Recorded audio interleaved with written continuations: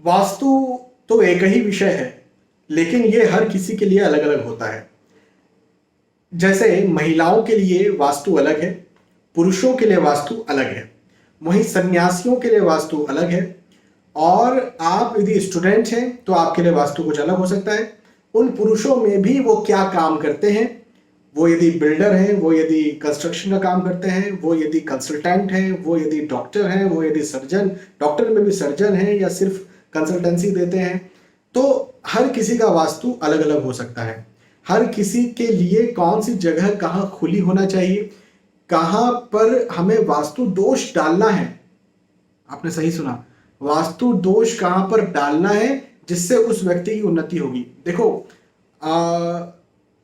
यदि कहीं वास्तु बहुत अच्छा है, बहुत अच्छा है, परफेक्ट वास्तु है, हाँ, तो एक वो व्यक्ति जो कि वैराग्य चाहता है, एक वो व्यक्ति जो कि परमात्मा की प्राप्ति चाहता है, वो बिल्कुल नहीं पा पाएगा परमात्मा को।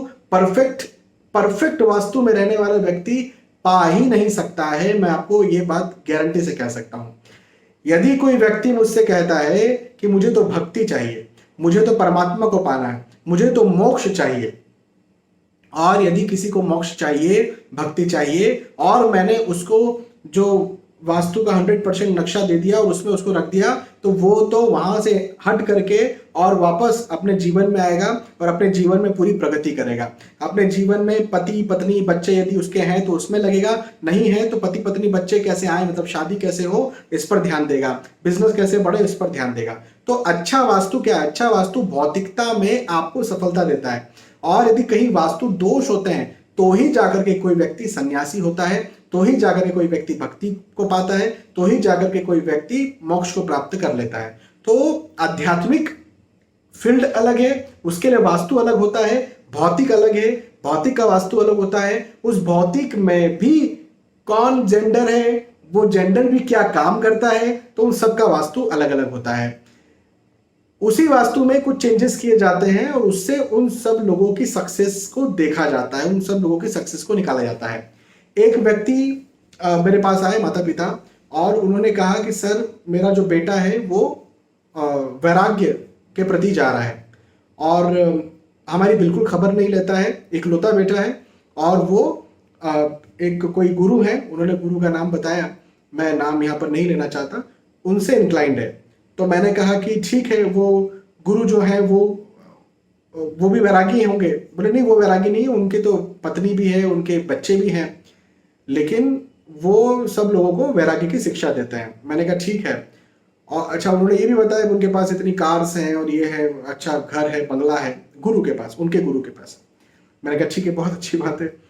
तो मुझे थोड़ा सा ना दाल में काला लगने लगा कि यार जो वैरागी है वो ये कहे कि वैराग्य धारण करो तो ठीक है, जो गृहस्थ है, जो महंगी कारों में घूम रहा है, जो बंगले में रह रहा है, और वो ये कह रहा है दूसरों से कि वैराग्य धारण करो, मतलब वो अपनी टीम पर खड़ी कर रहा है ना, वो अपनी कंपनी चलाने के लिए अपनी टीम खड़ी कर रहा है ताकि उनसे उसको अर्निंग हो।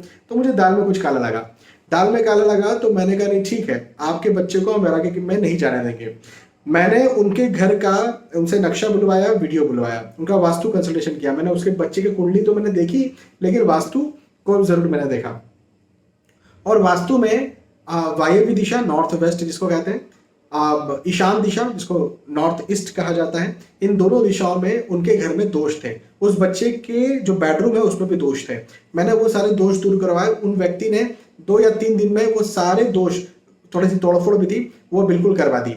और करीब करीब 1 महीना मोटा मोटा लगा उसमें, कुछ 25 दिन समथिंग कुछ लगे उसमें। और उन्होंने कहा सर मेरा बेटा जो है वो वापस आ गया। वापस आ गया कहने का मतलब कहीं गया नहीं था उनका बेटा। अब वो जो बाबा हैं, वो जो गुरु हैं, वो जो गृहस्थ गुरु हैं, उनसे छूट करके और अब माता पिता में इंक्लाइंड होने लग गया। माता पिता से पूछने लग गया कि आपको कोई दिक्कत तो नहीं। माता पिता को सॉरी बोलने लग गया है कि भाई मैंने आपके साथ आपको नज़रअंदाज किया, मैं आपको ध्यान नहीं दे पाया और इसके लिए मैं आपसे माफ़ी मांगता हूँ। और धीरे धीरे मुझे पता है कि अब वो, उनका जो बेटा है उसने बीटेक किया हुआ है, अब वो आगे नौकरी में भी जाएगा, वो नौकरी करेगा और नौकरी में उन्नति भी अच्छी करेगा, क्योंकि मैंने उनके घर का वास्तु ठीक कर दिया है। वो शादी भी करेगा, उसके बच्चे भी पैदा होंगे। मैंने उनके माता पिता को बोल के रखा है। उन्होंने कहा सर आप पर मुझ में पूरा विश्वास है। मैंने कहा आप विश्वास बनाए रखिए और ऐसे ही वास्तु को रखिएगा। और मैंने 3-3 महीनों में उनसे कहा है कि मुझे अपने घर के वीडियो बना करके आप भेजते रहिए, घर के अंदर का वीडियो, कि कहीं कुछ इधर उधर आपने तो नहीं रखी। कई बार होता है ना कि हम कोई भी सामान, ये चेयर यहाँ से वहाँ रखी हुई है, वहीं पर 2 महीने तक पड़ी हुई है, यहाँ पर ये मैं जैसे ये बैठा हुआ हूँ तो एक चेयर पे बैठा हूँ, मोटे सोफे पर बैठा हूँ, ये सोफा सरका करके मैंने उधर रख दिया।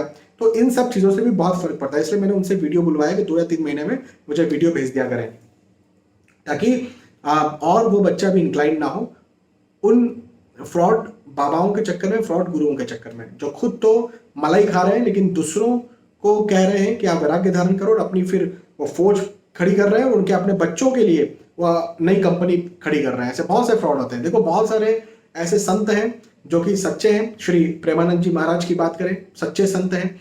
आप बहुत सारे, जैसे श्री जगत गुरु कृपालु महाराज जी की बात करें, वो भी गृहस्थ थे, अब तो नहीं रहे, अब शारीरिक तौर पर नहीं है, लेकिन गृहस्थ थे, लेकिन परम सच्चे संत थे।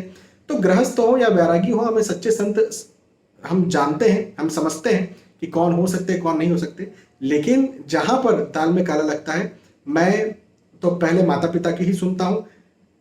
कई बार तो मैं वास्तु चेंज करके एक्चुअल में भी जो व्यक्ति वैराग्य धारण कर रहा था, बच्चा, व्यक्ति का मतलब देखो एक उम्र होती है हर चीज की। यहाँ मतलब 25 साल की उम्र में कोई बच्चा वैराग्य धारण कर रहा है तो बहुत गलत बात है। उस बच्चे की उम्र 25 साल की थी। मैंने कहा नहीं, अभी नहीं होना चाहिए, आगे चल के देखेंगे। परमात्मा में लगना है, भक्ति करना है, बहुत जरूरी है। लेकिन माता पिता की बेचारे परेशान हो रहे हैं। माता पिता ने तुमको 25 साल तक पाला पोसा और तुम्हारे लिए रात रात भर जगे और तुम्हारे लिए आधी रोटी खा करके तुमको जो है वो पूरी रोटी खिलाई, और अब तुम्हारी जब बारी आ गई है तो तुम जा रहे हो कहीं किसी और के पेट भरने के लिए। बहुत गलत बात है।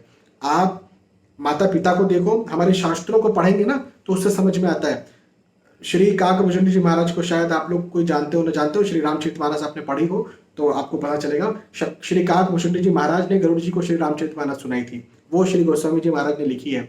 तो काकभूषण जी महाराज जब ब्राह्मण थे, जब उनका जो वो इंसान थे, वैसे तो कौवा है काकभूषण जी महाराज, लेकिन उनके पुराने जन्म में जब वो इंसान थे तब उनका मन बिल्कुल नहीं लगता था भौतिकता में। लेकिन जब तक उनके माता पिता जीवित थे वो अपने माता पिता के साथ ही रहे, और जब माता पिता कालवश हो गए, माता पिता की मृत्यु हो गई, तो जाकर के वो श्री काकभूषण जी महाराज भगवान श्री राम की खोज पे निकले, भगवान श्री राम को पाने निकले, भगवान श्री राम की कथाएं सुनने निकले, और फिर ऑब्वियसली भगवान श्री राम उनको मिले। तो माता पिता को छोड़ करके भगवान को पाना, ये तो मैं समझता हूँ मूर्खता है। माता पिता में ही भगवान है, वही सीता है माँ, वही राम है पिता, उन्हीं को सीताराम करके पूछ लो ना, क्या दिक्कत है। तो मैं यहाँ पर मेरी सोच थोड़ी सी इस प्रकार की है, और कहीं मुझे लगता है कि माता पिता परेशान हो रहे बच्चों के लिए, मैं उनके घर के वास्तु को चेंज कर देता हूँ, बच्चा वापस आ जाता है। तो कहने का मेरा मतलब ये है कि हर किसी के का वास्तु अलग होता है। अब मैं वास्तु पर एक सीरीज चलाने वाला हूँ। ये सीरीज में अलग अलग जो फेमस जो महान पर्सनालिटी है, जैसे श्री मातोश्री श्री अहिल्याबाई होलकर जी का किला, उनका वास्तु कैसा था, क्योंकि मातोश्री जो है उन्होंने तो बड़ा फेम हासिल किया, वो तो बहुत भक्त रही, लेकिन जो पुरुष हैं उनके घर में वो नहीं रह पाए, उनके पुत्र भी नहीं रह पाए। तो ऐसा क्यों हुआ उनके साथ?